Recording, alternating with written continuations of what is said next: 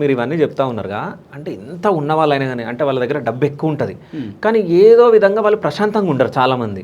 అంటే ఎందుకు ప్రశాంతంగా ఉండరు? అన్నీ ఉన్నా కానీ కొంతమంది ప్రశాంతంగా ఉండరు. ఎందుకు ఉండరు అంటే దానికి ప్రశాంతంగా ఉండాలంటే ఏమైనా పరిష్కారం ఉంటుందా? ఫస్ట్ ఆఫ్ ఆల్ అన్నీ ఉన్నా సుఖం లేదనేటోళ్ళు ఫస్ట్ శుక్రగ్రహాన్ని యోగించుకోవాలి. ఫస్ట్ శుక్రుని బాగా పూజించాలి. ఎందుకంటే ప్రశాంతతను సుఖాలను ఇచ్చేది శుక్రుడు. శుక్రుని ప్రసన్నం చేసుకోవాలి ఫస్ట్.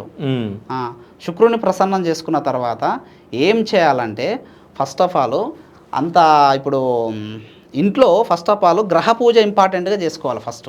ఓకే.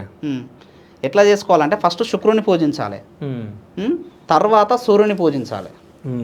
అధికారాన్ని ఇచ్చేది సూర్యుడు, ప్రశాంతతనిచ్చేది ఇక్కడ ఎవరు? శుక్రుడు. ఈ రెండు గ్రహాలను ప్రసన్నం చేసుకోవాలి ఫస్ట్. ఉదాహరణకు వాళ్ళ దిశ తెలుసుకోవాలి. శుక్రుడు ఎక్కడ ఉంటాడు? ఆగ్నేయంలో ఉంటాడు.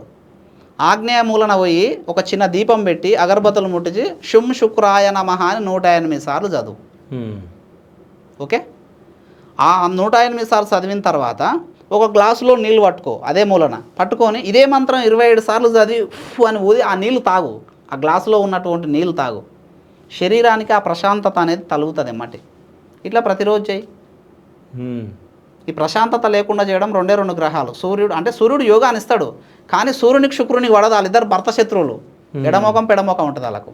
వీళ్ళిద్దరి కలయిక ద్వారా ఏమవుతుంది అంటే శత్రువులు కాబట్టి మనశ్శాంతి ఉండదు. అంత డబ్బు ఉన్నా మనశ్శాంతి ఉండదు. రాజాల డబ్బున్నా మనశ్శాంతి ఉండదు. అందుకనే సూర్య నమస్కారం ఓం సూర్యాయ నమః అని చేయాలి ప్రతినిత్యం. ఎవరైనా ప్రతిరోజు సూర్య నమస్కారం చేయాలి. తర్వాత శుక్రుని పూజించు. ప్రతినిత్యం రొటేషన్గా ఇది చేస్తే ప్రశాంతత ఉంటుంది 100%. ఓకే. అట్లా.